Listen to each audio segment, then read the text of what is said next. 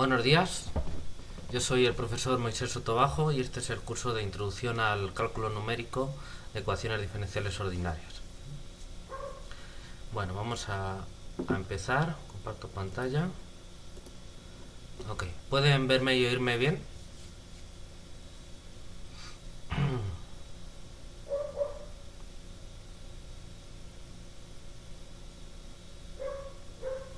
Ok, muy bien. Bueno, pues vamos a ver dónde nos quedamos. Vamos a ver, estamos hablando de convergencia de métodos numéricos de ecuaciones diferenciales ordinarias. Ya dimos la definición de convergencia y de orden de convergencia.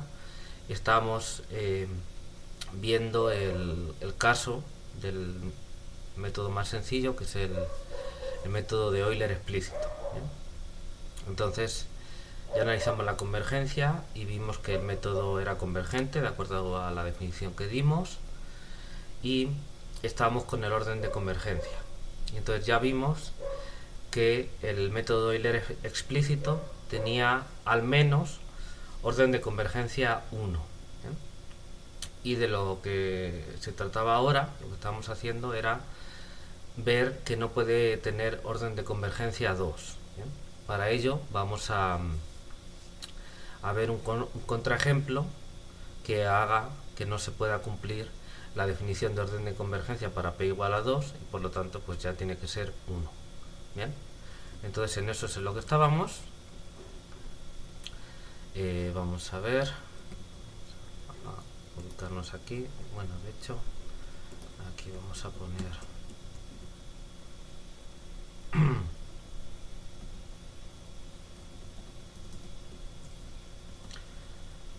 entonces hoy es viernes 16.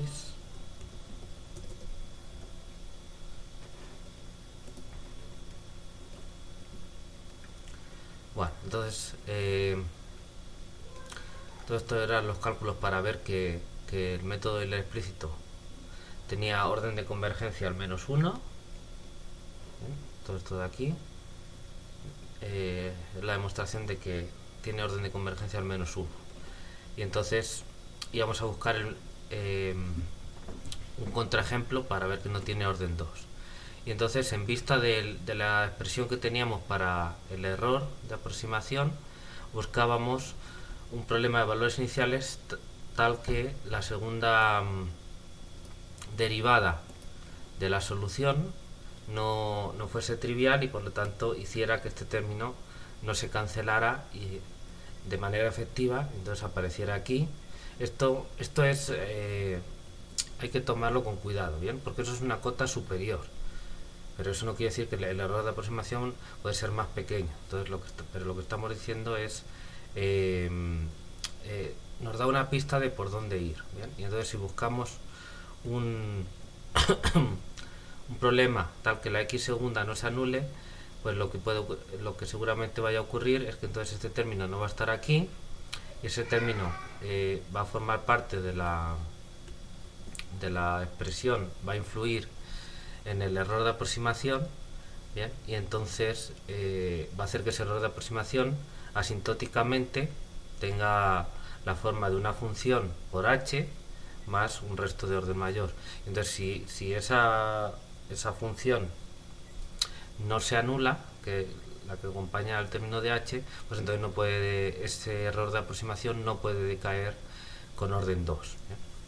Por supuesto, de acuerdo a la definición de orden de convergencia, esa función, la f correspondiente, la función del lado derecho, tiene que tener suficiente suavidad, tiene que ser C2. ¿Bien? Entonces, bueno, de acuerdo con estas especificaciones, dijimos que buscábamos un polinomio de grado 2 para la solución del problema, ¿bien? Para cumplir con esto. Y entonces esos son los cálculos que estuvimos haciendo ayer. ¿Bien? Y entonces dijimos, bueno, vamos a considerar el siguiente problema de valores iniciales: x' de t igual a 2t, x en 0 igual a 0, que corresponde a estos datos.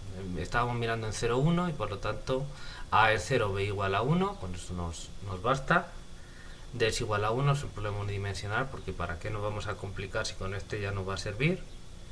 Eta es igual a 0, que es la condición inicial aquí, x0 igual a 0. y la función f del lado derecho, si estamos poniendo esta ecuación diferencial, pues es 2t. Y obviamente f es c2, y la solución es x de t igual a t cuadrado. Cumple estas dos condiciones. ¿Ok? ¿Sí me siguen?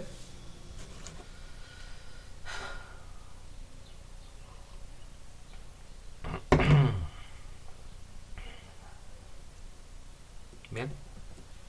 Bueno, entonces ya tenemos para calcular. Queremos calcular de manera exacta, ¿bien? Porque en este ejemplo se va a poder porque es bien sencillo, el error de aproximación. Y entonces para ello, pues ¿qué necesitamos? Pues necesitamos conocer la solución y conocer el aproximante.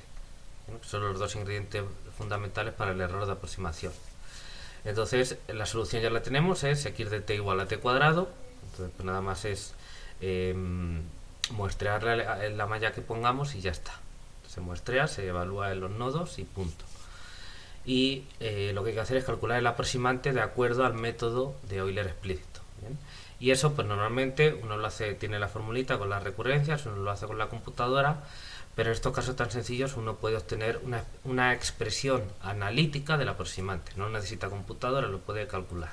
¿Bien? No vamos a sustituir ningún valor, pero uno puede tener ahí la expresión para poder trabajar de manera teórica. Y eso es lo que estuvimos haciendo ayer.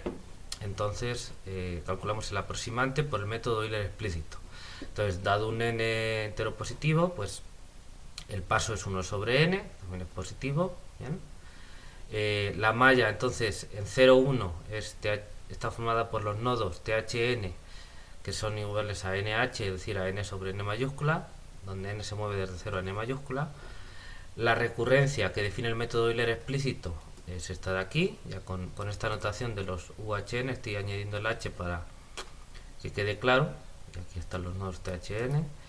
Sustituimos esta expresión de la F y hacemos los cálculos, y lo que nos quedaba era esto de aquí, UHN más 2NH cuadrado.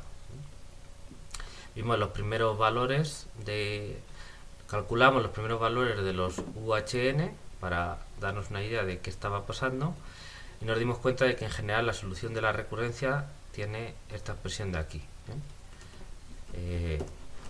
Uno va viendo, esto se puede ver a ojo porque se le va sumando 2nh cuadrado. Como decíamos, al final lo que te va saliendo es una suma desde 1 hasta n, aparece ahí. Esa expresión la conocemos desde el curso de cálculo, y con esa expresión uno puede llegar a esa expresión y que puede verificar rápidamente que cumple la recurrencia, ¿no? Efectivamente, UHN más 1 es eta h más n más 1 por n h cuadrado. ¿Bien? Entonces yo tengo y eso tiene que ser igual a UHN más 2n h cuadrado. Si yo tengo aquí eta h, pues ya se queda, y tengo n más 1 por n por h cuadrado, eso es, n más 1 por n, eso es n cuadrado más n por h cuadrado. ¿Bien? Y n cuadrado más n por h cuadrado, y el término con UHN es n cuadrado menos n. ¿Bien? Entonces le estamos sumando 2nh cuadrado, que es el término que aparece aquí. Entonces efectivamente cumple la recurrencia. ¿Bien? Aquí nosotros nos interesa nada más para n desde 0 hasta n mayúscula, aunque esto esté definido para todo n entero positivo. ¿Bien? Inclusive para n entero. Pero bueno, a nosotros nos interesa este rango, que es lo que define nuestro aproximante. ¿Ok? Bueno, hasta aquí, bien, todo entendido, todo recordado. Esto es lo que hicimos ayer.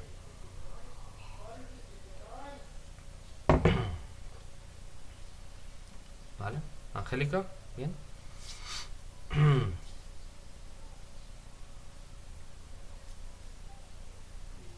Angélica, ok, vale. Vale, muy bien. Ok, ¿qué vamos a hacer ahora? Bueno, pues vamos a calcular el error de aproximación. El error de aproximación, vamos a verlo aquí, ha de estar por aquí. Muy bien. Entonces, aquí está la definición del error de aproximación, que viene dado como el máximo para n de esto de aquí. ¿Bien?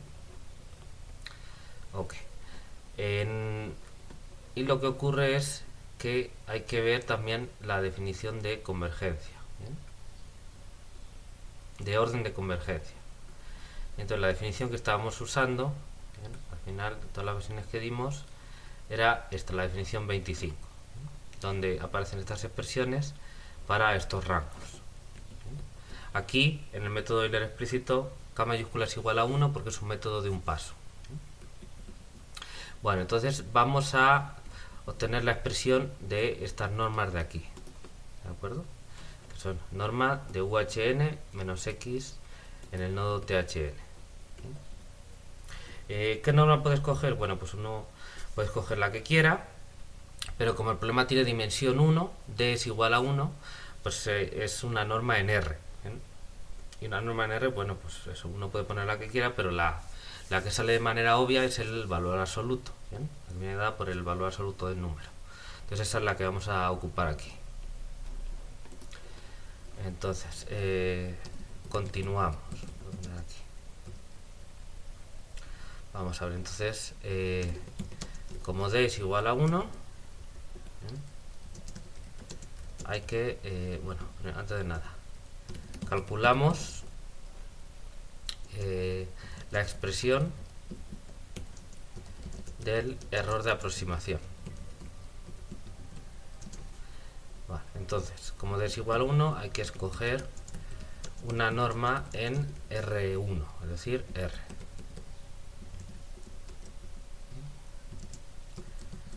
Lo obvio es escoger la norma dada por, bueno, vamos si quieren ponerlo aquí, pues la norma de X pues es igual a el valor absoluto de X.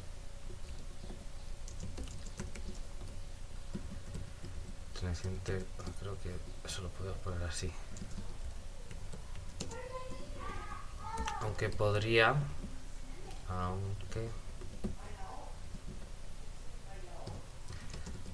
tomarse cualquier otra.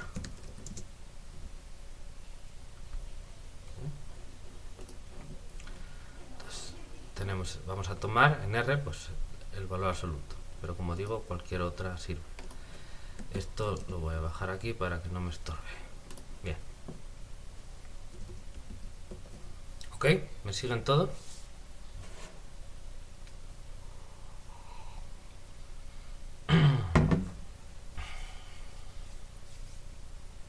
Yasmín, Angélica.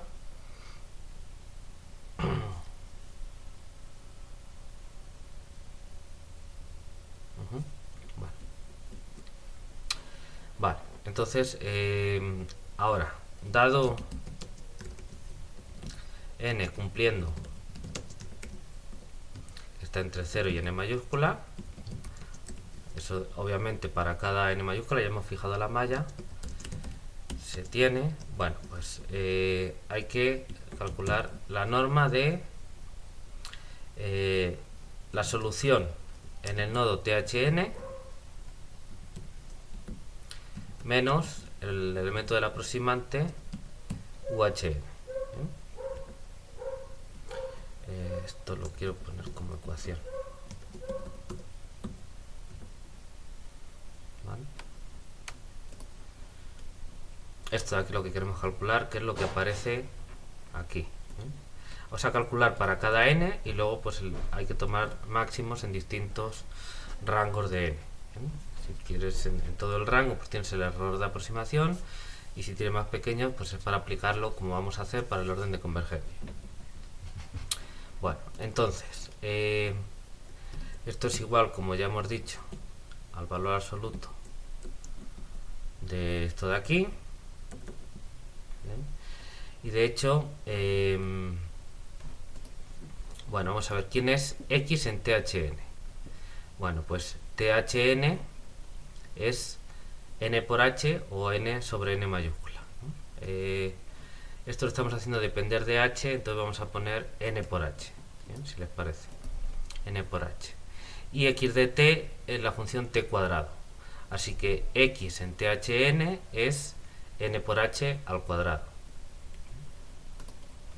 Entonces esto es n por h al cuadrado el cuadrado va en todo. Bien, menos, y ahora tenemos que poner UHN, y UHN es esto, eta h más n por n menos 1 h cuadrado.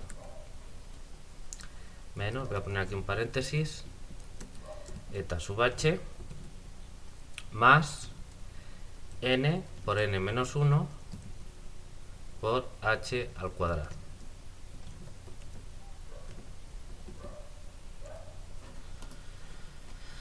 Bien, entonces x entre hn es n por h al cuadrado y UHN es eta h más n por n menos 1 h cuadrado. ¿Vale? Bueno, pues ahora lo único que hay que hacer es hacer esas cuentas a ver qué sale. ¿Vale? Entonces, vamos a desarrollar esto para ver qué álgebra nos sale aquí. Para no encimarlo me voy a pasar a otra línea. Y entonces tenemos, bueno, pues n cuadrado, h cuadrado, voy a ponerlo así para compararlo con los términos que me salgan del otro,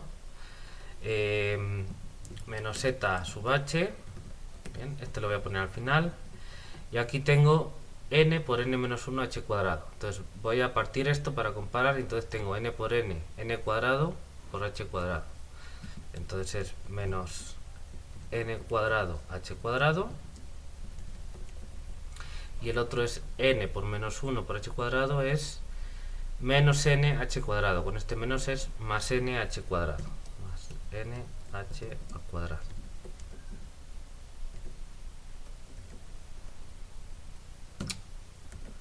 Ahí.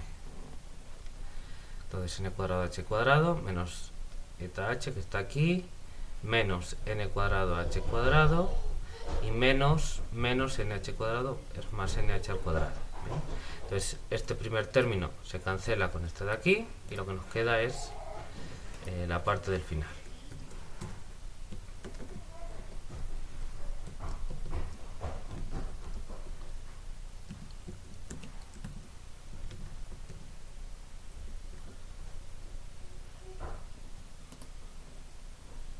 Ok, nos queda nh cuadrado menos eta h. ¿Ok? ¿Están de acuerdo?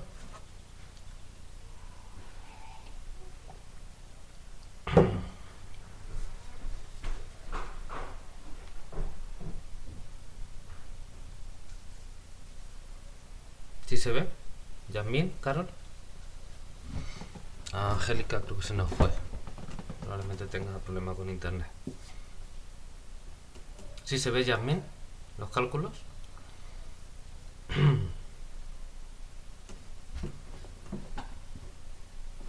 Bueno, supongo que sí. Muy bien. Bueno, hay que acotar esto. Entonces vamos a desigual a... Fíjense que las normas que... perdón. Aquí. Las estimaciones que uno tiene pues tienen que ver con los eta h que aparecen por un lado y con el resto de los términos por otro. Entonces vamos a separar esto de aquí utilizando la desigualdad triangular para el valor absoluto.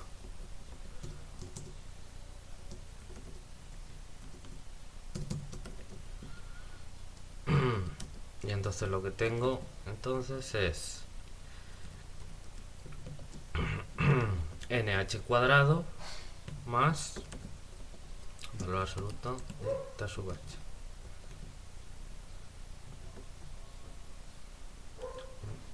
De hecho, tanto n como h son positivos, entonces pues yo podría quitar aquí el valor absoluto.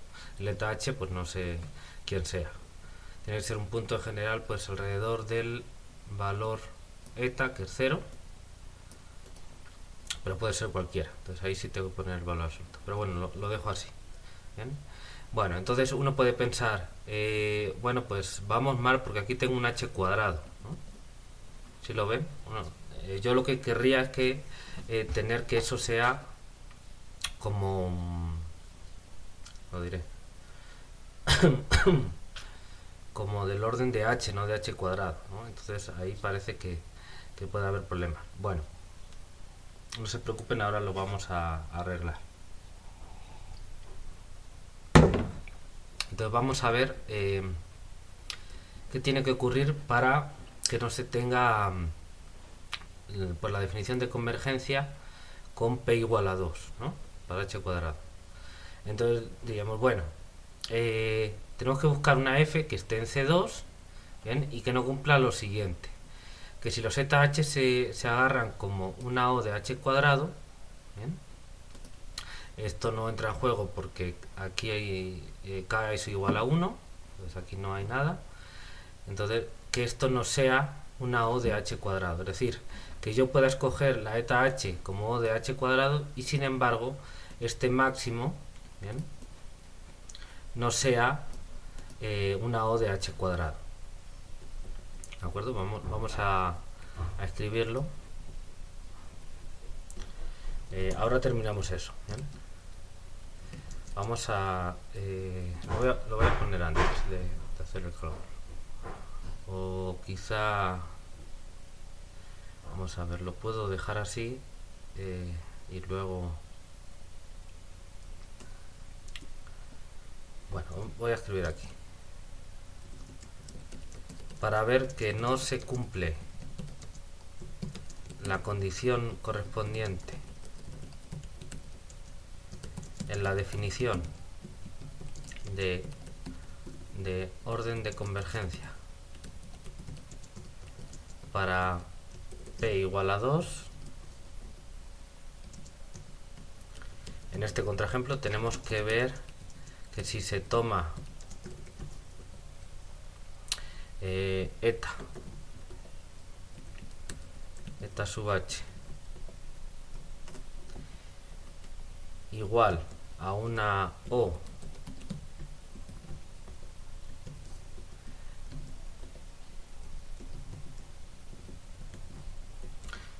tenemos que ver que aunque se tome el dato inicial cumpliendo esto de aquí, no se tiene pues este error de aproximación, que es el máximo para desde 1 hasta nh o de h cuadrado. Entonces vamos a ponerlo así.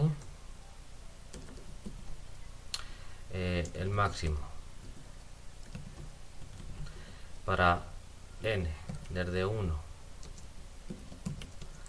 hasta n de el error de aproximación, que es x en thn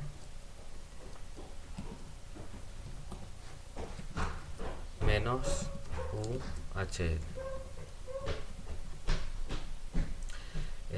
No se tiene esto igual a una o de h cuadrado.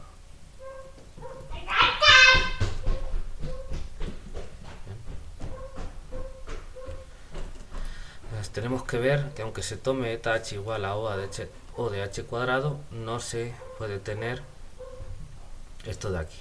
Bien, entonces vamos a ver esta estimación. Ahora la voy a borrar y vamos a ver cómo lo utilizamos.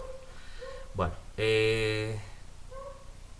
entonces vamos a ver primero qué quiere decir esto. Bueno, entonces la condición quiere decir, esta condición quiere decir que existe una constante positiva, que no depende, suponer, de nada más que del PVI, pero no de h, tal que bueno, pues quiere decir, vamos a escribirlo aquí, que el valor absoluto de eta sub h es menor o igual que c, ¿bien?, por h al cuadrado. Voy a ponerlo aquí porque existe c mayor que 0, tal que esto de aquí. Es decir, y lo voy a escribir de otra manera, que eta sub h ¿bien? Eta sub h está entre ch cuadrado, a ver si me sale, ch cuadrado, y por otro lado menos ch cuadrado.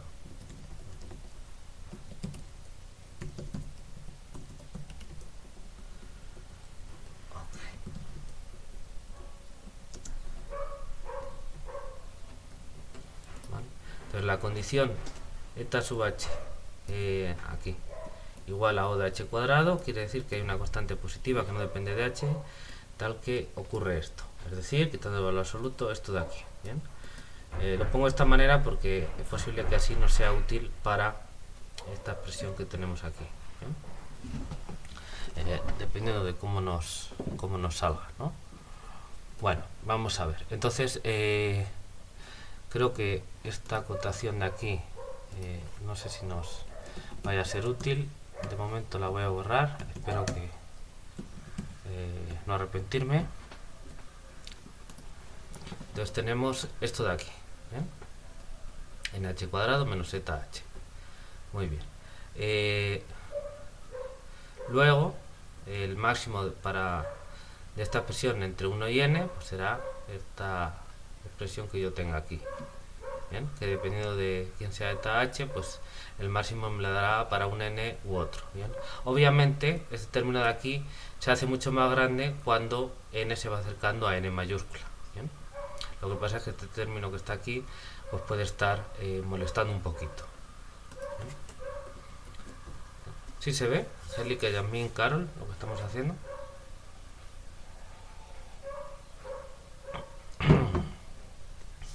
Estamos haciendo despacito para que se entienda bien. Luego uno no necesita escribir tanto cuando ya sabe a lo que va, ¿no? Pero ahora lo estamos haciendo a cámara lenta.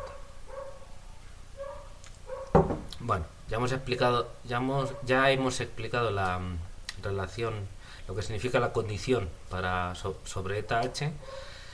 Vamos a ver ahora la condición sobre la componente del error de aproximación para los términos que se calculan, ¿no? Es decir, esta condición.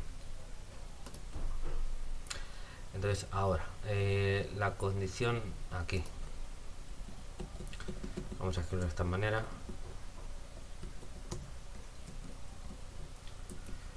A ver, aquí. La condición.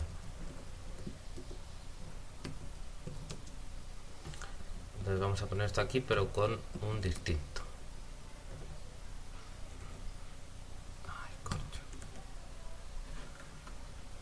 Vale, ahora esta condición con distinto. Estamos poniendo aquí distinto. Quiere decir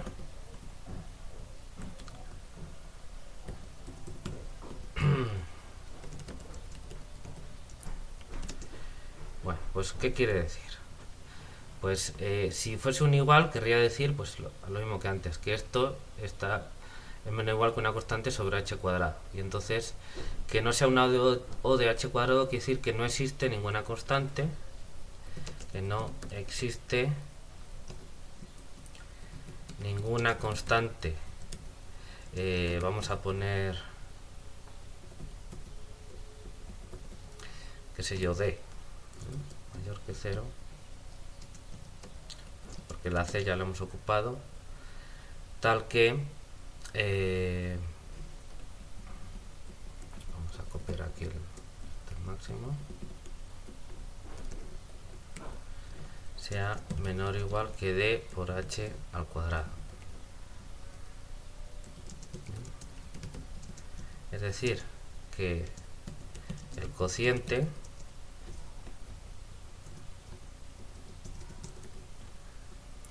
entonces aquí voy a poner un cociente, entonces aquí voy a agarrar este máximo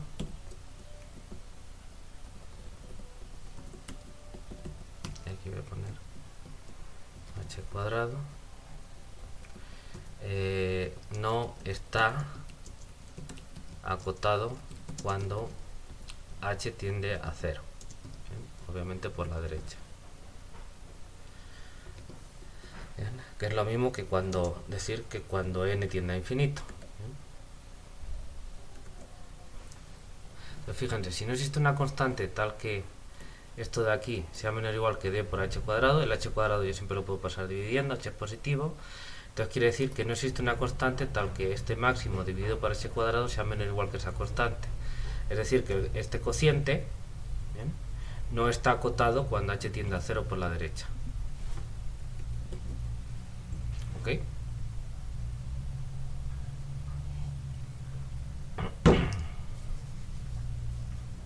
¿Visto?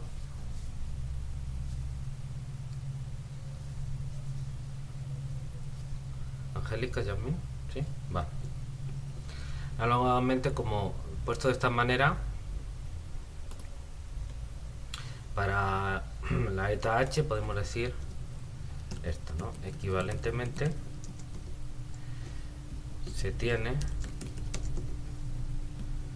pues vamos a poner esto de aquí, pero vamos a dividir por h cuadrado, ¿bien? Entonces este término aquí desaparece, aquí voy a ponerlo como cociente,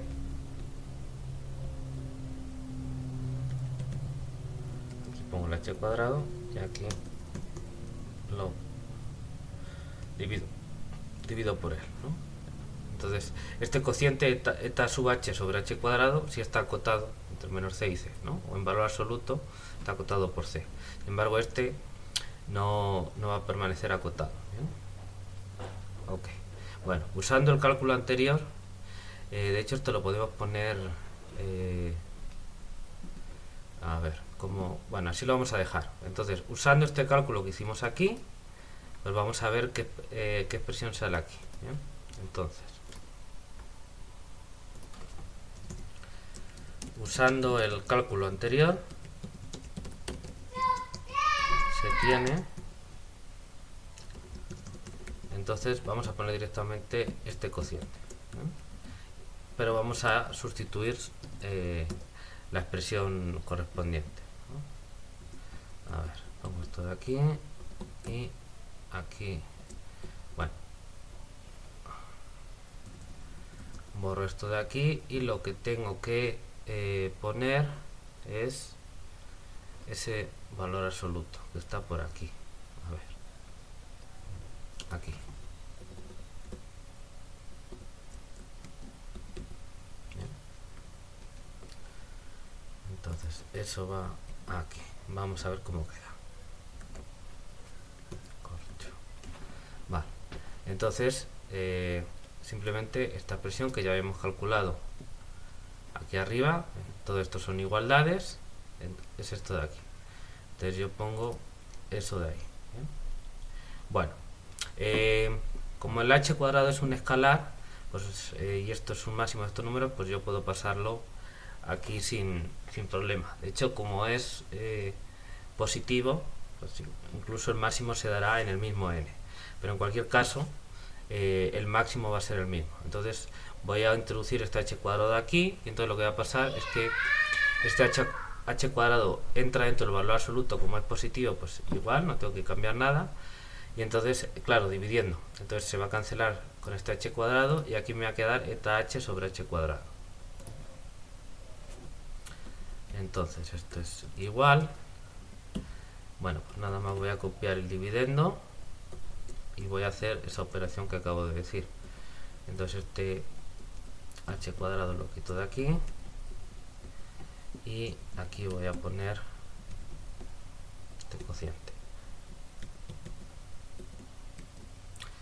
Bien, y aquí voy a poner algo para adaptar al tamaño de lo que está dentro del valor absoluto. Vamos a ver cómo queda. Bien, entonces el máximo en n de esto de aquí. Bien. Ok.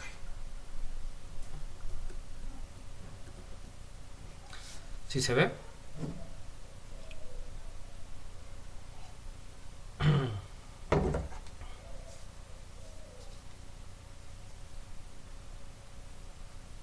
Ok, vale. Bueno, entonces fíjense. Esta expresión, este cociente, ya hemos visto que tiene esto que es más simple, digamos, ¿bien? Y la información que tenemos es que los eta h cumplen esto de aquí, o si quieren esto de aquí, ¿no? Es lo mismo. Bueno, y lo que tenemos que demostrar es que este cociente no está acotado, ¿bien? Es decir, que cuando h tiende a 0, entonces cuando h tiende a 0, lo que puede ocurrir es que ese máximo puede tomar valores arbitrariamente grandes, o bien positivos o bien negativos, ¿bien? Me da igual. Eso es lo que queremos decir. Claro, ese cociente es un cociente de cantidades no negativas, porque es un máximo de normas, dividido por h cuadrado, es positivo. Así que no toma valores negativos, está acotado inferiormente por 0. Entonces lo único que puede pasar es que tome valores arbitrariamente grandes. ¿Bien? Dicho de alguna manera, pues que como es un máximo, pues que ese máximo tienda a infinito. Bueno, no tiene por qué, para que no esté acotado no tiene por qué tender a infinito, porque podría tener valores grandes y luego estar bajando, de manera que no haya convergencia. Lo importante es que tome valores arbitrariamente grandes, aunque por lo general va a ser monótono. Pero bueno, entonces hay que ver que esto puede tomar valores arbitrariamente grandes. Y bueno, pues ya estamos viendo aquí que cuando n tiende a infinito, que equivale a que h tiende a 0, ¿no? Cuando n mayúscula tiende a infinito, bueno, pues uno esperaría que esto esté tomando valores grandes. Lo que pasa es que hay que ver qué está pasando con esto de aquí. Bien, bueno, como lo que vamos a querer demostrar es que toma valores arbitrariamente grandes, lo que vamos a hacer es acotarlo por debajo. Bien, entonces vamos a decir que eso es mayor o igual que una cantidad, ¿bien? Y esa cantidad toma valores arbitrariamente. De hecho, vamos a ver que tiende a infinito cuando n tiende a infinito. Pero entonces no necesitamos, por eso borré las estimaciones anteriores, una cota por arriba, sino una cota por abajo. Para decir que esto toma valores arbitrariamente grandes, pues lo voy a acotar por algo abajo que toma valores arbitrariamente grandes. ¿Bien?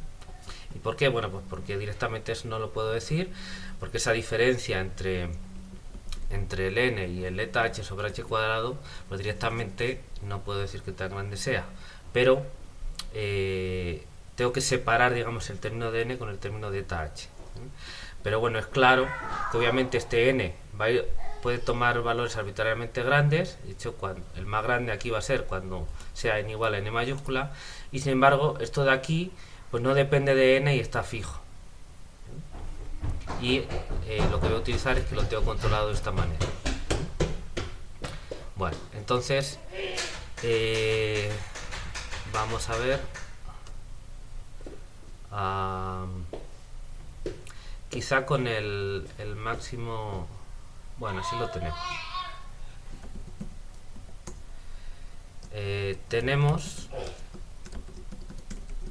Entonces voy a tomar esta expresión sin el máximo para hacer el álgebra por separado. Entonces vamos a trabajar con esta expresión, y entonces voy a hacer una estimación por abajo. Entonces voy a poner algo de este tipo.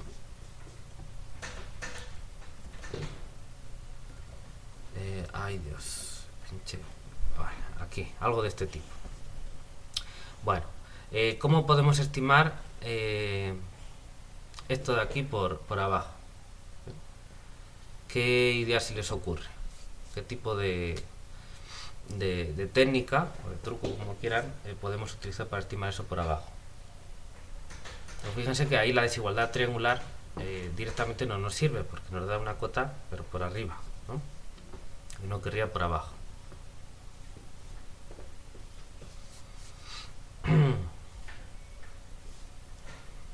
¿Cómo podemos utilizar eso?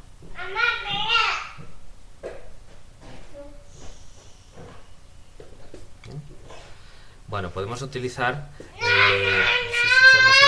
la desigualdad triangular inversa, ¿no? Pues hacer un truco y utilizar la desigualdad triangular, pero modificado un poco, ¿no? Entonces, si se fijan, si nosotros agarramos un término, por ejemplo, valor absoluto de n, y sumamos y restamos eta h sobre h cuadrado, tendremos que valor absoluto de n menos eta h sobre h cuadrado más eta h cuadrado será menor o igual que este término de aquí más valor absoluto eta h sobre h cuadrado, y ese luego lo podemos pasar restando al otro lado. ¿Bien? De manera que lo que nos quedaría, si hacemos esto, vale, si hacemos esto sería valor absoluto de n menos el valor absoluto de esto de aquí. Voy a aprovechar esto que está aquí, nada más le tengo que quitar esto. ¿Están de acuerdo que esto sale de la desigualdad triangular? De hecho, la desigualdad triangular inversa se suele poner un valor absoluto porque da igual como lo pongas, puedes hacer los dos cambios y entonces puedes poner el valor absoluto. Pero a nosotros nos interesa así sin valor absoluto. Entonces, ¿están de acuerdo que con la desigualdad triangular, aquí, si agarro este n, sumo y resto eta h cuadrado, me quedaría que esto de aquí es menor o igual que esto más esto, ¿no? Más este término de aquí, por aquí. Entonces lo que hago es pasarlo a restar.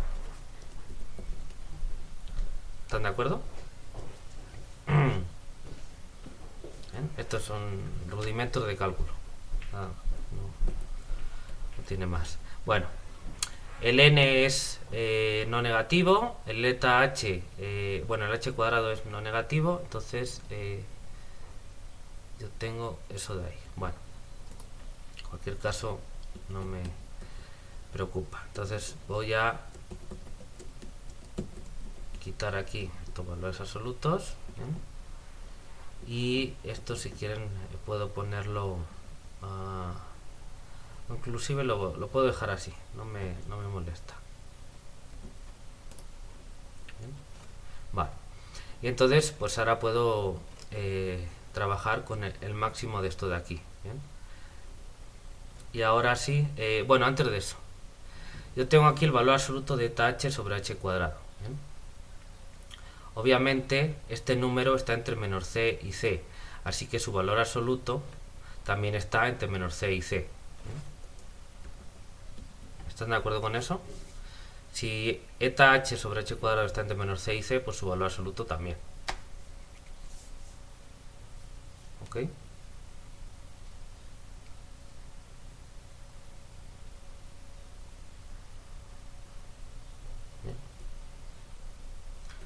Con lo cual yo puedo decir que, y esto es independientemente de c. O sea, esto es, a ver, eso quizá no lo expliqué aquí bien, pero conviene que lo explique. Quiere decir que existe c tal que, aquí voy a poner, para todo h positivo. ¿Bien? Es decir, esto de aquí o esto de aquí, para todo h positivo. ¿Bien? Que quede claro. Independientemente de quién sea, es importante tener claro que c, y ese es el chiste, la constante c no depende de h. Ese es el chiste de esa condición, si no, no estamos diciendo nada. ¿Vale? Entonces c no depende de h, para todo h tenemos eso. Entonces aquí podemos seguir acotando y decimos, bueno, pues esto todavía yo digo que es mayor o igual que n menos, y entonces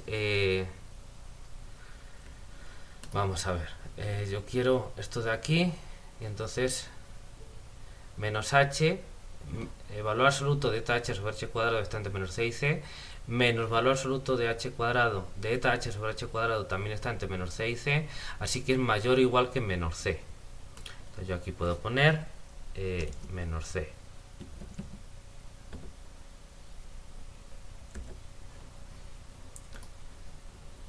N menos c, donde c es esa constante que existe aquí debido a esta condición que estamos suponiendo. ¿Ok? ¿Sí se ve?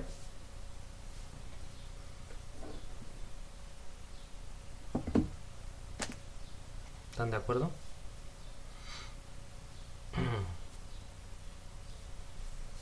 Angélica, Yasmin. Vale. Bueno, pues vamos a utilizar esto que acabamos de ver en esta estimación de arriba. Por tanto,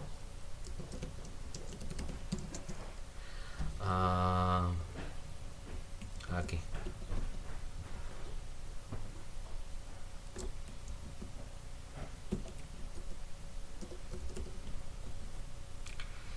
esto de aquí, vamos a ver, esto de aquí voy a utilizar, era el máximo de esto de aquí, y ahora, bueno, pues si el máximo de esto, si cada uno de estos números es mayor o igual que esto de aquí, pues el máximo de estos será mayor o igual que el máximo de estos de aquí. Entonces yo voy a poner aquí mayor o igual que el máximo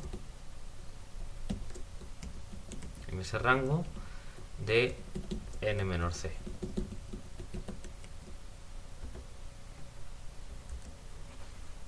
¿Bien? Entonces esto de aquí es igual a esto de aquí, cada uno de estos es mayor o igual que esto de aquí para cada n, entonces el máximo de esto es mayor o igual que el máximo de esto de aquí.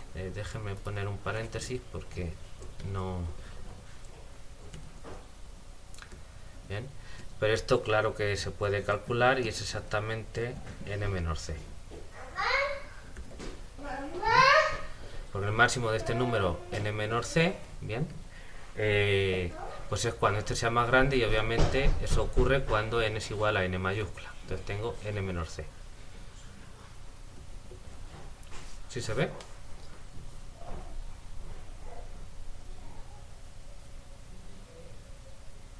¿Sí? ¿Carol, Angélica? Bueno. Vale. Ahora bien, claramente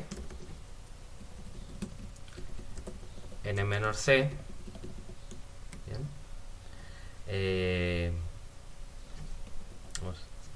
vamos a ponerlo así, claro, tiende a infinito cuando n tiende a infinito. Luego este máximo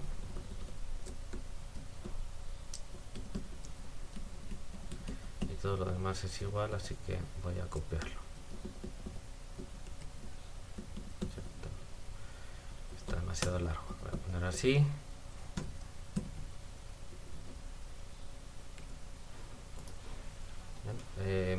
A ver,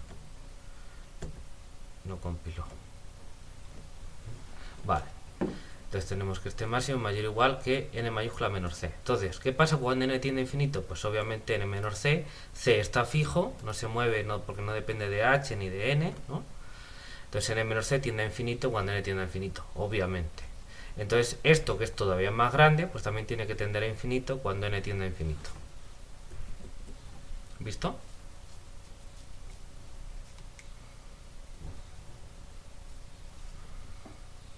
¿Ok? Vale. Bueno. Esto prueba que, vamos a poner este contraejemplo.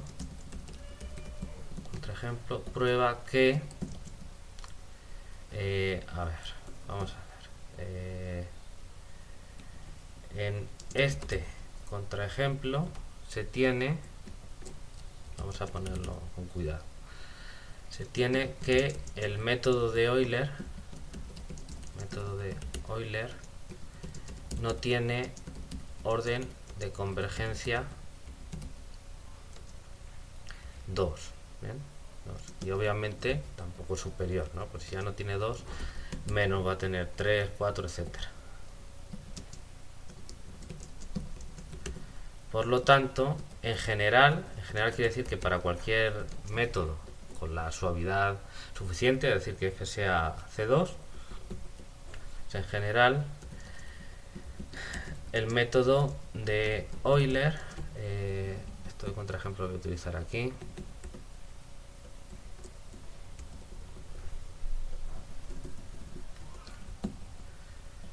en general el método de Euler,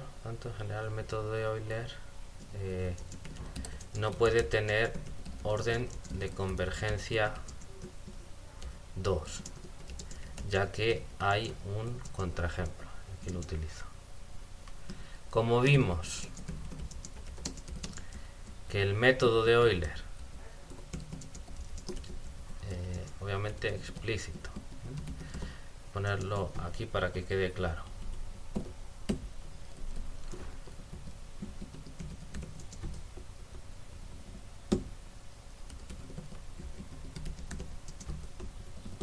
Como el método de Euler explícito sí tenía orden de convergencia al -1,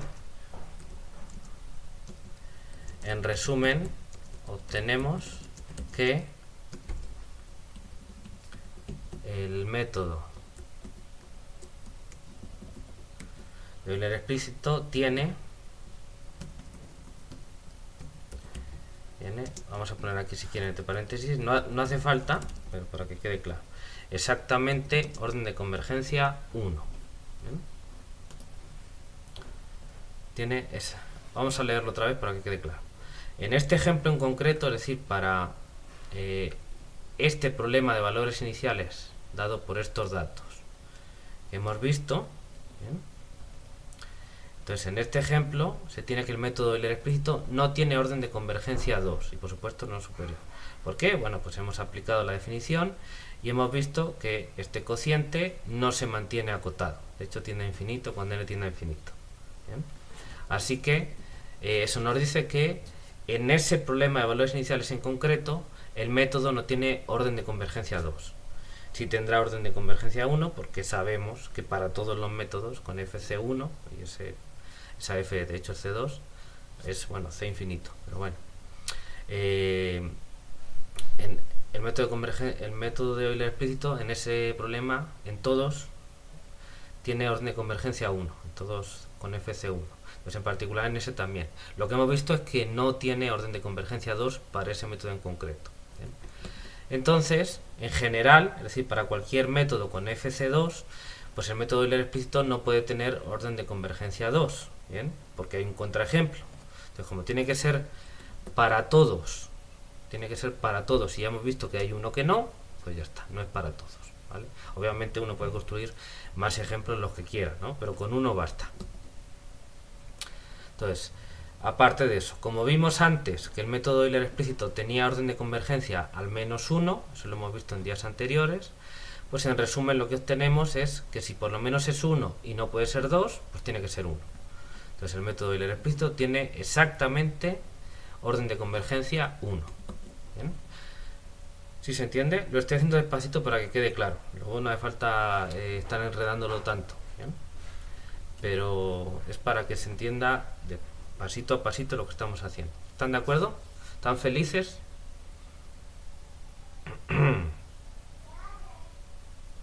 ¿Sí? Angélica, ¿estás feliz o estás triste? ¿Tienen alguna pregunta?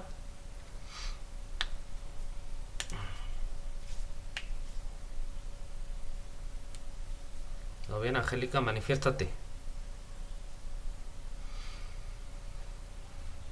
Si puedes hacerlo. Bueno, supongo. Ahí, perfecto, muy bien. No tienen ninguna pregunta, entiendo, hasta ahora. Vale, pues todo esto que hemos hecho, es decir, vamos a recapitular. Agarramos el método Euler explícito. Hicimos cálculos para estimar el error de aproximación. De hecho, lo podemos repasar con todo esto que tenemos aquí, ¿bien? Sin dar todos los detalles, simplemente por encimita, ¿no? Esto de la función de incremento. Vale, entonces aquí agarramos el método de Euler explícito. Entonces fijamos unos datos, una malla, etcétera, etcétera, ¿bien? Y vamos a estimar el error de aproximación, que viene dado de esta manera, ¿bien? En general, dimensión D, todo lo que quieran, ¿bien?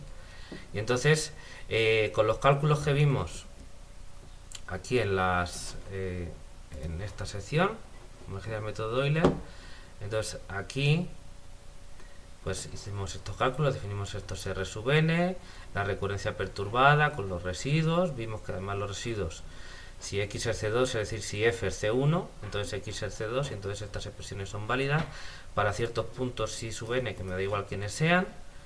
Entonces trabajamos con esto, con estas recurrencias, estimamos las normas de estas diferencias, este es el máximo de los residuos.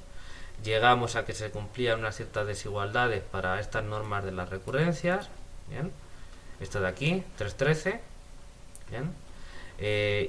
Demostramos una desigualdad numérica, aquí haciendo ciertas cosas, con este lema, y entonces eso nos permitía hacer estas estimaciones para llegar a 3,16, que es una estimación de estos errores de aproximación en cierto nodo. ¿Bien? Estas aproximaciones de aquí. Estas estimaciones de aquí. ¿Bien? Y entonces con eso, ¿bien? Aquí nada más recordábamos esas notaciones, y entonces teníamos estas estimaciones de aquí. ¿Bien? Que escrito en términos de los ZH y de los residuos, ya con la malla en concreto, pues nos daba esto de aquí. Con la expresión del residuo, utilizando la expresión del residuo, llegábamos a esto de aquí, donde aquí aparecía el máximo de la norma de x segunda. Muy bien. Bueno, entonces aplicamos la definición de convergencia para ver que efectivamente si se cumplía esto de aquí y los valores de arranque, como en método de un paso no hay, pues entonces esto tenía que converger a 0, ¿bien? Porque esto estaba acotado y aquí tenemos un h. ¿Bien? Bueno, ahora hablábamos del orden de convergencia. Entonces suponíamos que estos ZH tienen que ser, bueno, orden de convergencia, pero lo aplicamos para orden 1, orden de convergencia 1. Entonces suponemos esto de aquí y tenemos que demostrar esto de aquí. Utilizamos las mismas expresiones, entonces si esto es una O de H, esto es básicamente una constante por H, pues entonces al final lo que nos queda en la cota del error es una constante por H. Para cada n, pero tomando el máximo en n, como la cota no depende de n, pues es igual. Menor o igual que una constante por H, y por lo tanto tiene el método Euler explícito, tenía o tiene, ya vimos que tiene orden de convergencia al menos 1, ¿bien? Con una cierta cota, la que sea. Vale, y ahora lo que hemos visto es que podemos dar aquí un problema de valores iniciales. Ya comentamos de dónde salía el escoger este problema de valores iniciales, no sale de la nada, uno tiene ciertas pistas para buscar estos problemas, estos contraejemplos. Bien, entonces uno calcula, bueno, es un problema muy concreto donde ya estás buscando qué tipo de solución quieres, entonces pues ya la tienes explícitamente, la solución real. Te pones la malla, calculas el aproximante, que si es un ejemplo sencillo y el método no es muy complicado, se puede calcular también analíticamente, de forma que podemos obtener expresiones para el error de aproximación en cierto nodo, y entonces pues nada más es tomar el máximo. Y entonces esto lo queríamos para ver que el orden de convergencia no es 2, encontrar un contraejemplo. ¿Bien? Entonces tomamos ZH cumpliendo O de h al cuadrado, y vemos que este cociente del error de aproximación dividido por h cuadrado no se mantiene acotado. ¿Bien? De hecho, lo que hemos visto ya en estas últimas líneas es que, de hecho, en este ejemplo tiende a infinito cuando n tiende a infinito. Y por lo tanto, el método de Euler explícito no tiene orden de convergencia 2, sino que tiene orden de convergencia 1. ¿Visto?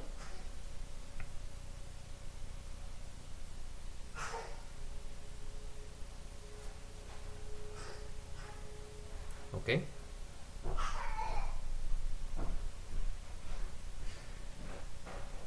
¿Ok, Angélica? Vale.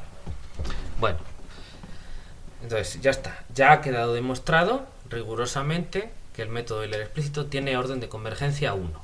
¿Vale? Bueno, ¿qué quiere decir esto? Pues eso no quiere decir, vamos a escribirlo aquí para que quede claro,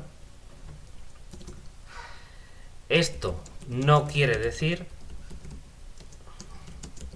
que el error de aproximación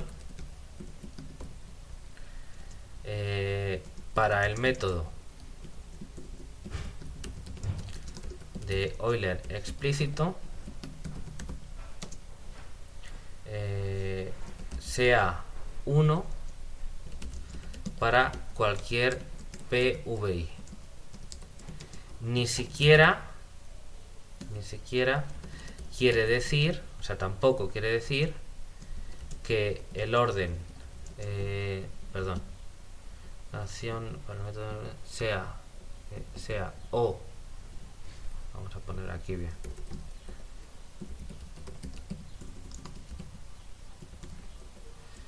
sea una O de H a la 1 H, cuando h tiende a 0,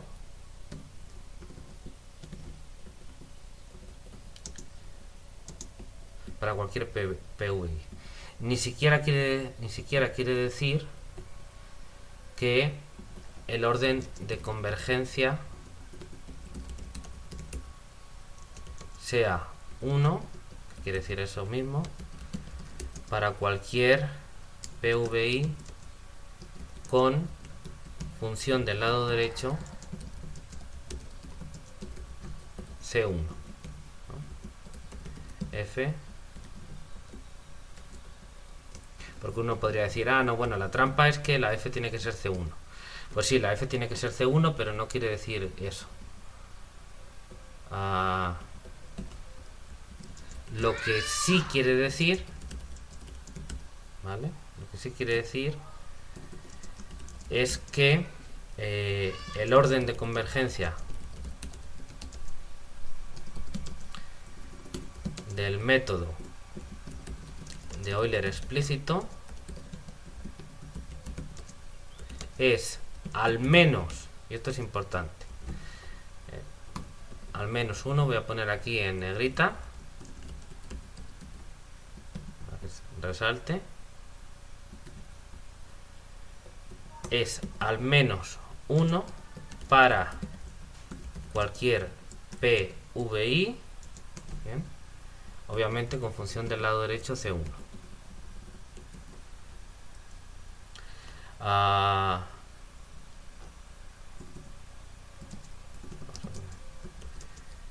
Es decir, para algunos problemas de valores iniciales, el orden de convergencia puede ser superior a 1, pero nunca inferior.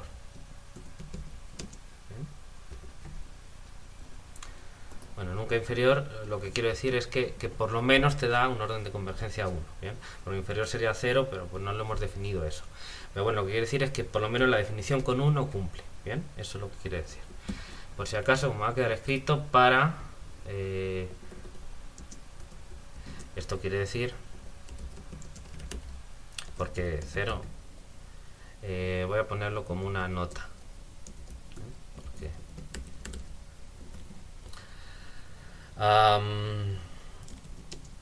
El orden de convergencia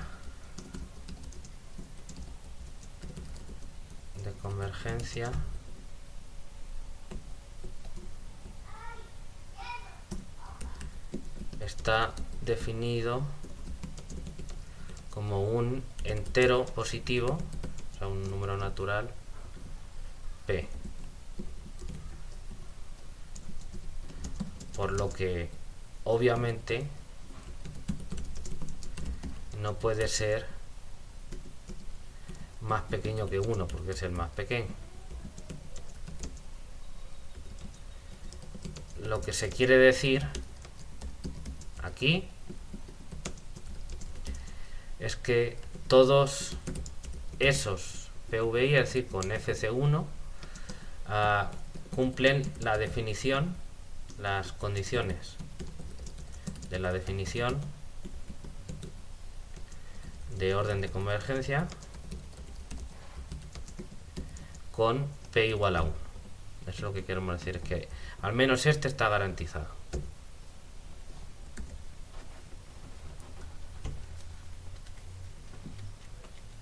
¿Ok?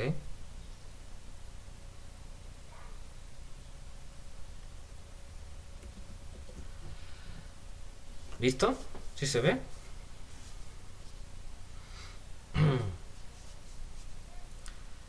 Bueno, entonces ¿esto qué quiere decir?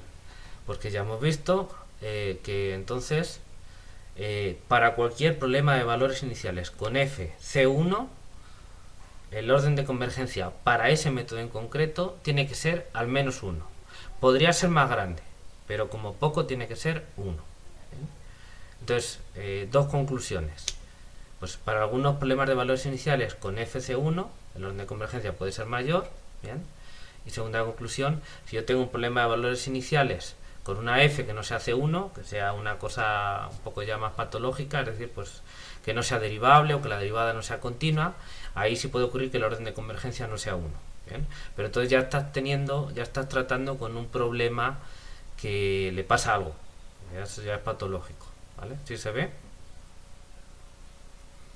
Pues podrías, claro, tenemos que tener problemas para que tenga sentido, como ya hemos explicado antes en el curso, el cálculo numérico, la aproximación numérica de las soluciones, eso de verdad tenga sentido. El plantearse hacer eso, el problema tiene que estar bien planteado, porque si no, pues quién sabe lo que te dé la computadora. Entonces, para que esté bien planteado, las condiciones estándar son función del lado derecho f continua y Lipschitz en su segunda variable. ¿Bien? Pero entre eso y que la f se hace 1, pues hay un margen. Entonces hay un montón de funciones que son f que sean continuas y Lipschitz con respecto a su segunda variable, pero que no sean C1. Que las derivadas parciales de la f, las primeras derivadas parciales no sean continuas, o que, por ejemplo, no existan y sin embargo siga siendo Lipschitz con respecto a la segunda variable y por supuesto continua. ¿Bien? Entonces ahí sí hay margen para ese tipo de problemas, y para ese tipo de problemas pues el método no tiene por qué tener orden de convergencia ni siquiera 1, puede no tenerlo. ¿Vale? ¿Sí se ve? ¿Sí queda claro?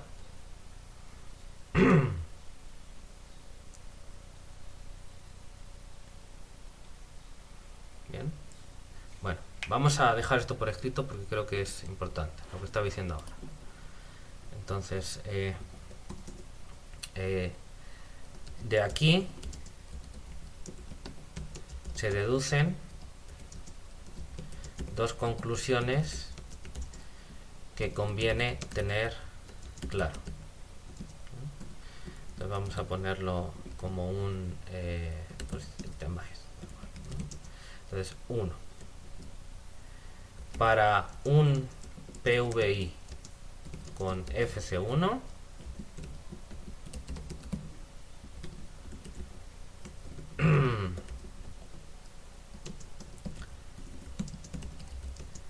el orden de convergencia del método de Euler explícito, voy a poner aquí concreto, para un PVI concreto, el orden de convergencia del método de Euler explícito puede ser 1 o mayor que 1. ¿Bien? Primera cosa.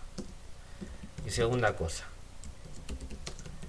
para un PVI concreto para el cual f no es C1, si quieren no pertenece, pero bueno, da igual, una cuestión de redacción, f no es C1, y aquí hay que poner un paréntesis. ¿Bien? Entonces, es decir, voy a poner también como una nota al pie de página.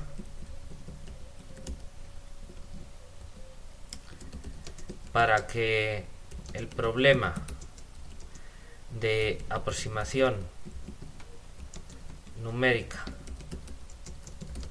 de las soluciones, bueno, y de hecho para que el problema simplemente matemático, el problema de valores iniciales, y el problema también de aproximación numérica de las soluciones, los dos, tengan sentido, es necesario que el problema esté bien planteado,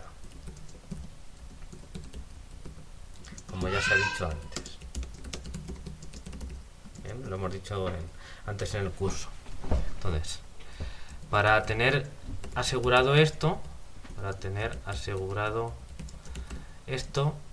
ya se ha visto que las condiciones, las hipótesis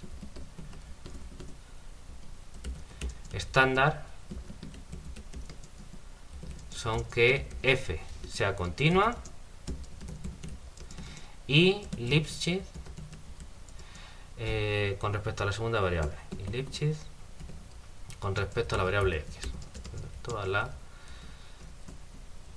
segunda variable. A partir de aquí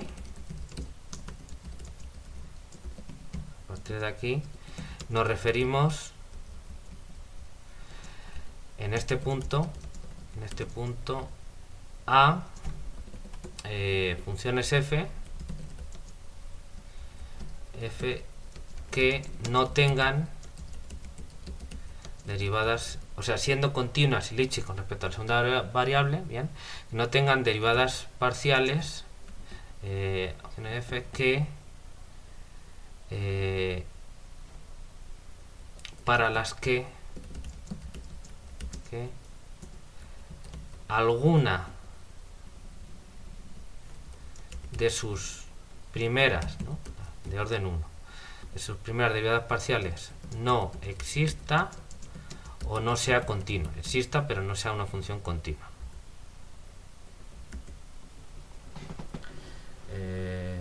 Estamos... híjole, ya me partió esto. Bueno, ¿qué se le va a hacer? A la cual f no es... A ver, ¿qué hago para separar eso de ahí? Problemas que podríamos llamar patológicos, en cierto sentido, que no son lo normal, lo que uno normalmente está manejando. Y aquí vamos a continuar la frase después de toda esa explicación. ¿Bien? Vale, así el subíndice no está pegado aquí porque entonces parece que era un 12 en lugar de un 1. ¿Vale? ¿Queda clara esta explicación? Aquí está. ¿Queda clara esa explicación? F, al menos para que tenga todo su sentido, el problema esté bien planteado, continúa en Lipschitz con respecto a su segunda variable. De ahí puede haber muchos ejemplos de F que cumplan eso, pero no sean C1. Es decir, que no, alguna de sus derivadas parciales primeras no exista, o sí exista, pero no sea una función continua. ¿Vale?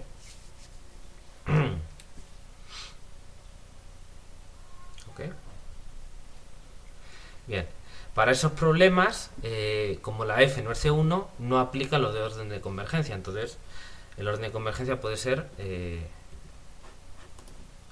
entonces, para un PVI concreto, el orden de convergencia... Aquí, para un PVI concreto para el cual f no es C1, ¿bien?, el orden de convergencia del método de Euler explícito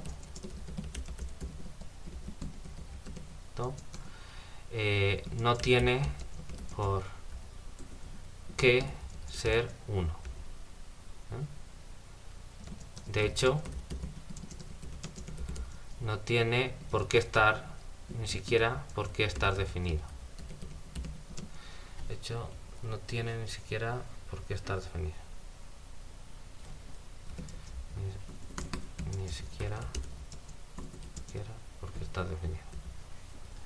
¿Vale? Es decir, porque pues saliéndonos ya de ese contexto en el que nosotros hemos definido que el orden de convergencia es 1 y tal cosa, o 2 o 3, pues si no cumple ninguna de esas, pues no tiene orden de convergencia. No puedes, a ver, ¿qué quiere decir que tenga orden de convergencia más bajo de 1?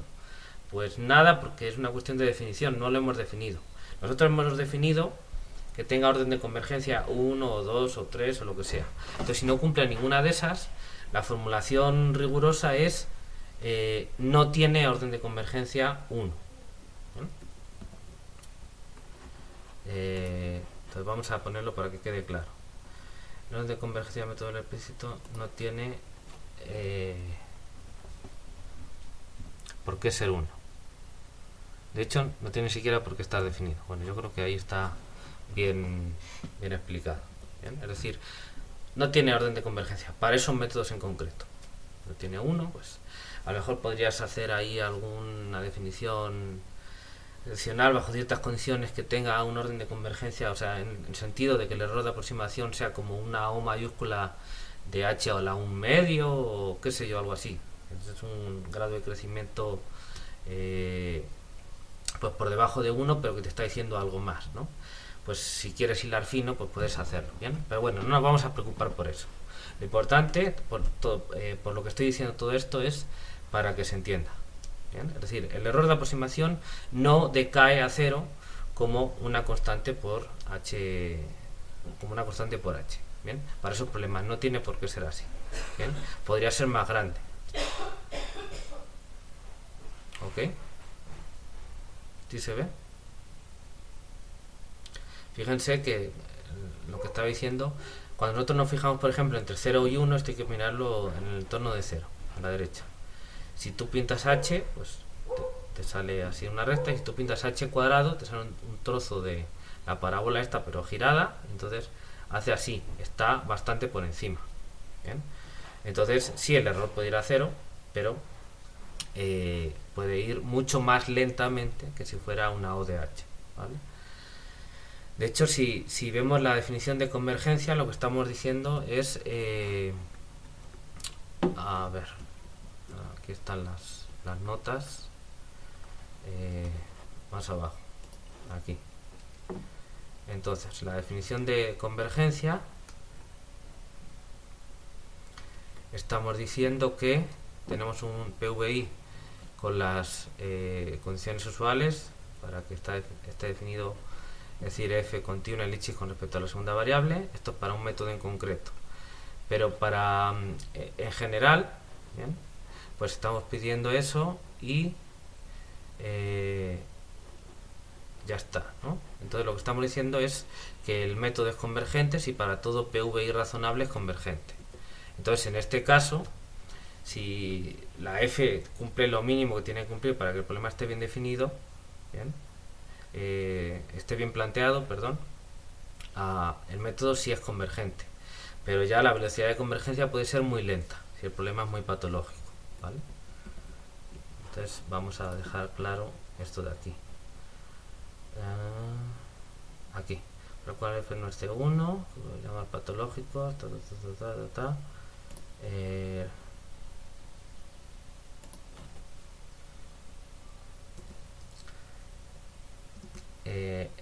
en este caso, el método sigue siendo convergente, pero la velocidad de convergencia, es decir, el ritmo para el cual el error de aproximación E de h tiende a 0 cuando h tiende a 0 puede ser muy lento. Convergencia puede ser muy lenta, ¿no? O mucho más lenta, lo que quieras, ¿no? ¿Esto qué quiere decir? Para que quede claro. El ritmo al que E de h tiende a 0 comparado con cuando h tiende a 0.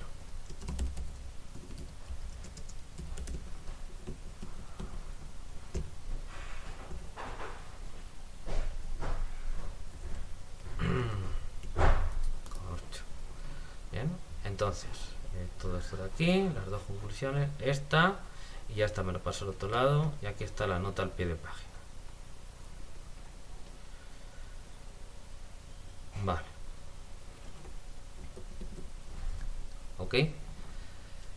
¿Entendido?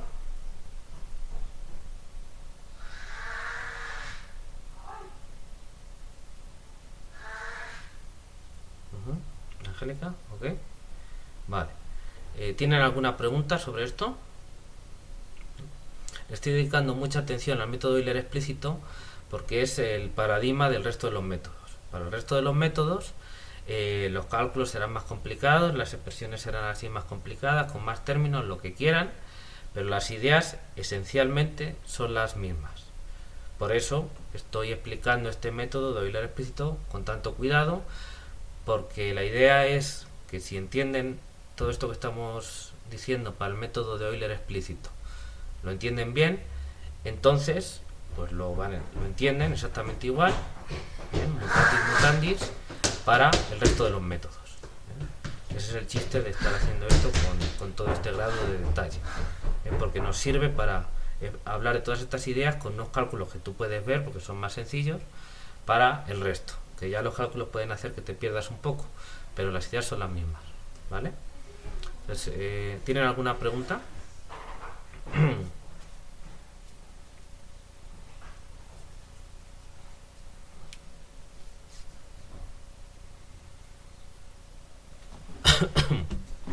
¿No?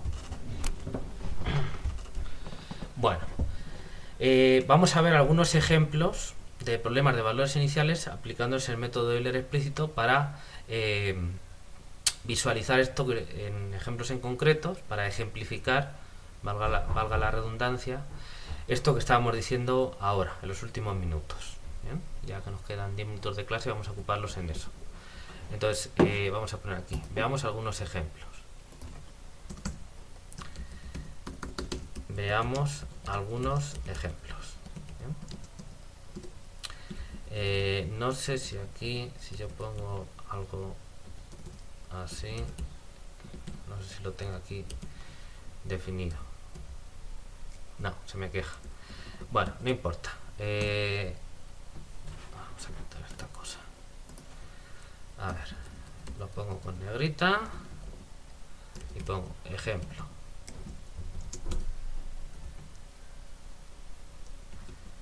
A ver, aquí lo voy a separar un poco.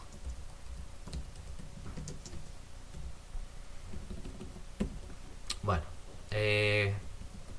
primero, un ejemplo trivialísimo. El ejemplo más trivial que se me ocurre, yo creo que no puede haber uno más trivial, es poner todo igual a cero, ¿no? Bueno, todo lo que se puede poner igual a cero, ¿no? Entonces, a ver, aquí tengo los datos del problema, vale, voy a copiar de aquí y me ahorro todo eso, ¿no?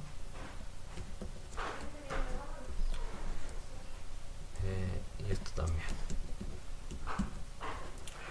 Así, me lo ahorro, ¿no? Consideramos el siguiente PVI, entonces voy a poner aquí 0, todo 0, entonces a ver, 0 P igual a 1, obviamente, D igual a 1, eta 0 y F 0. Claramente, bueno, de hecho, F no es que sea C2, es, bueno, como en el caso anterior, es C infinito, pero bueno, voy a dejar claro. Entonces, pues para este problema, estamos en 0, 1, dimensión 1, eta 0, F de Tx igual a 0, ¿bien? Pues F, la F no va a ser el problema, porque pues esta F es C infinito y no hay ningún problema. Bueno, ¿cuál es la solución de este problema? Pues la función trivial, ¿no? Entonces, esta. ¿Ok? Entonces todo igual a 0, bueno, todo lo que se puede. La solución es la solución trivial, siempre igual a 0. Bueno, esa es la solución real. ¿Cuál es el aproximante, ¿no? Vamos a calcularlo. A ver si puedo copiar de por aquí. Bueno, esto es toda la malla igual, y entonces la recurrencia es, a ver, lo voy a poner aquí, que se ve más grande. Aquí. Entonces, eso, igual, n, h es este paso, estamos en 0, 1, esta es la malla que agarramos. La recurrencia es igual a esta de aquí. Bueno, si quieren, eso lo voy a copiar. Aquí. Como no lo tengo que escribir, lo puedo copiar tal cual va. Bueno, nada más que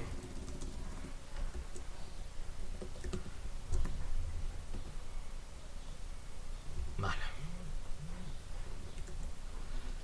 A ver, aquí en este ejemplo, entonces todo eso igual, y entonces la recurrencia, el método Euler explícito es esta de aquí, como la F, ¿dónde está? Aquí, como la F es 0, pues esto no sé, está y queda UHN más 1 igual a UHN. Bien, y como U sub 0 tiene que ser igual a eta h, pues entonces el aproximante, por tanto, el aproximante es UHN igual a eta sub h, y esto esto, pues podemos copiar esto de aquí. Solo que aquí incluyendo también el n mayúscula.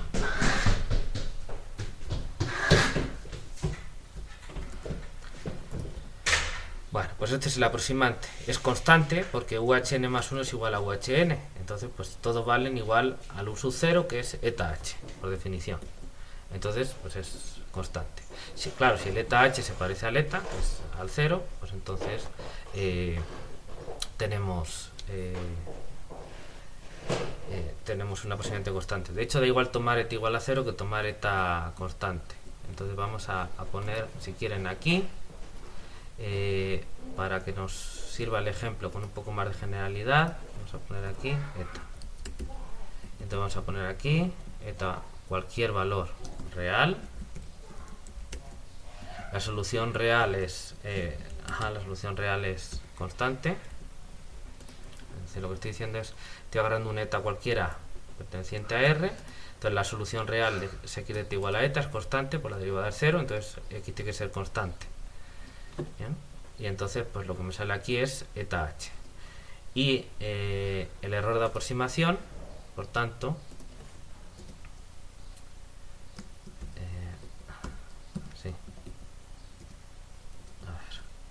y el error de aproximación es, vamos a ver si lo puedo copiar de por aquí, nada más quiero esto, vale,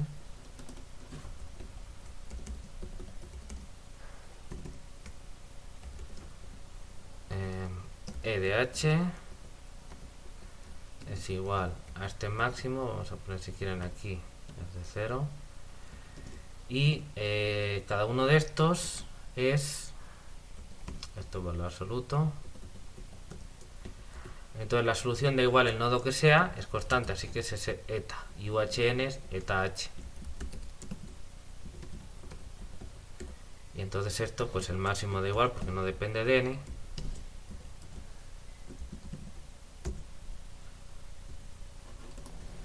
Entonces en este caso, el error de aproximación viene dado por esto de aquí. Como la solución es constante igual a eta, pues es esto. La norma, estamos en R1, pues es valor absoluto. Y los UHN son eta h siempre, entonces esto no depende de n. Aquí quiero poner un 0, no, lo cambié ahí.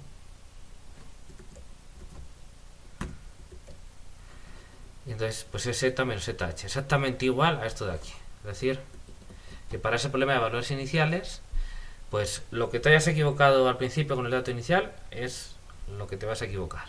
Ni más ni menos, literalmente. Exactamente lo mismo.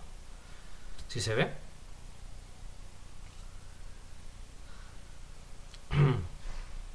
¿Ok? Vale. Entonces, pregunta, ¿este método es convergente para este problema? Sí, ya sabemos que es convergente, porque pues FC1 cumple todo, pues el método del explícito es convergente, no hace falta verlo. Vale. Para este problema en concreto, ¿cuál es el orden de convergencia para el método de Euler explícito? Vamos otra vez a la definición de orden de convergencia. Aquí, convergencia, recuerdo que estábamos aplicando la definición 25. Entonces, un método es convergente de orden P, bueno, no, la 25 no, la 23, porque es para un problema en concreto. ¿Bien? No, a ver, la 24, perdón, definición 24. Entonces tenemos un PVI en concreto. Bueno, para un cierto P, el método es convergente de orden P para ese problema de valores iniciales, si siempre que se escoge una familia de datos iniciales cumpliendo esto, O de H a la P, ¿bien? Y se cumpla esto de aquí, pero como es un método de un paso, la condición 359 aquí es vacía, entonces siempre que tengamos esto de aquí, tenemos esto de aquí, ¿vale? Y P es el mayor entero para el cual esto pasa. Entonces lo que nos está diciendo es si valor absoluto de eta menos eta h es una O de H a la P, entonces el error de aproximación para el resto de los nodos tiene que ser también una O de H a la P. ¿Bien? Y P el mayor entero cumpliendo eso. ¿Bien? Pero aquí fíjense, Es claro que sí, esto de aquí, es claro que si para cierto p entero positivo se toma, se cumple, vamos a poner así, el dato inicial o los, porque son para cada h, los datos iniciales cumplen, que esto es una O mayúscula, ya termino, O mayúscula de h a la p,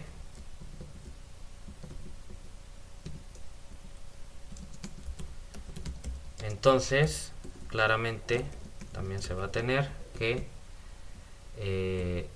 esto de aquí, solo que ahora sí voy a quitar el 0, porque como está la definición de orden de convergencia,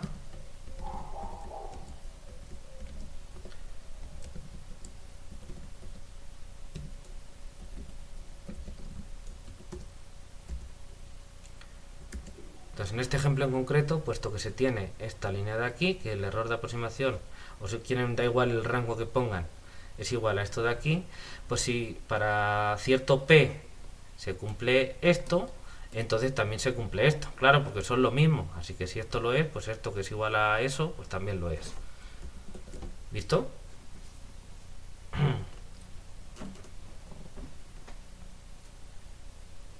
Bien. ¿Vale? Bueno, entonces, en este caso, para este problema de valores iniciales en concreto, se podría decir que el método de Euler explícito tiene orden de convergencia infinito. ¿Bien? Si quieren definir eso. ¿Qué quiere decir infinito? Bueno, pues que se cumplen las condiciones para todo P entero positivo.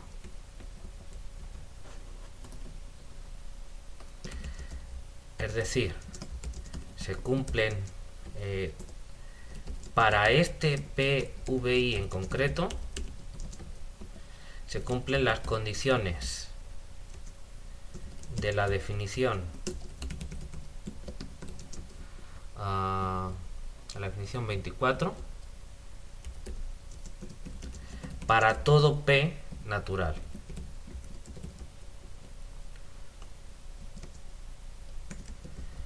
Podríamos decir que podríamos decir entonces que para este, repito, para que quede clarísimo, para este PVI en concreto, el método de Euler explícito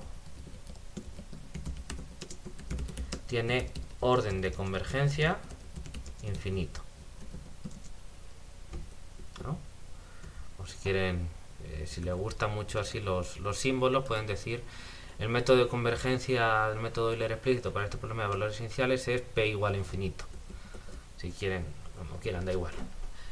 Lo importante es la idea. ¿Y cuál es la idea? Pues que se cumplen las condiciones de la definición de orden de convergencia para todo P perteneciente a N. Entonces no hay el P más grande para el cual se cumplen, porque no hay ninguno para el cual se cumplan para S y para P más 1 no se cumplan, porque como se cumplen para todos nunca terminas. Entonces, pues si quieres decir eso, pues orden de convergencia infinito. Lo que quiere decir es eso, ¿vale? Para ese problema de valores iniciales en concreto. ¿Bien? En general hay problemas, ya hemos visto un contraejemplo, en el que es 1 y no es 2, es exactamente 1. Bien, pero eso quiere decir que hay otros pues, donde puede ser mejor. Mejor que esto que les acabo de decir, imposible, porque es para todos, ¿vale? O sea, la convergencia es fabulosa, porque no te vas a equivocar más de lo que te equivocaste con el dato inicial. Que claro, si el dato inicial me lo das mal, pues ya, no lo voy a mejorar, pero tampoco lo empeora, ¿vale? Para ese problema en concreto. Claro, este problema en concreto, pues es que está buscado así. Es que más sencillo, la f es igual a 0. Más sencillo no puede ser. ¿Sí se ve? ¿Ok?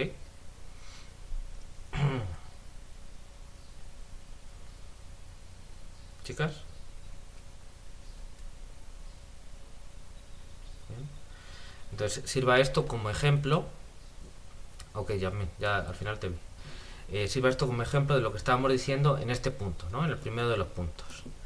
Si quieren podemos ver un ejemplo, obviamente ya el martes, porque ya nos dio la hora, de un problema patológico en el cual, un problema patológico es decir, que la f del lado derecho no sea C1, en el que pues sí hay convergencia del método Euler explícito, pero pues es más lenta. ¿Bien? Entonces basta buscarse pues una f, vamos a buscarle que tenga así algún pico y tal para que no sea derivable, ¿vale? Eso, luego si quieren lo hacemos el martes para verlo como ejemplo, ¿vale? Pueden pensarlo ustedes también. Un ejemplo sencillito, pero que la f tenga así piquitos, algo así, un valor absoluto o cosas de ese tipo, porque sí tiene que ser continua el líquido respecto a la segunda variable. Pero que sea sencillito, te puedes calcular la solución real y el aproximante, calcularte el error de aproximación y ver que va como una O de H a una cierta potencia pero más pequeña o algo de ese tipo, no sé, ¿vale? Muy bien, pues, pues nada, descansen, cuídense mucho, también trabajen, estudien y nos vemos el martes.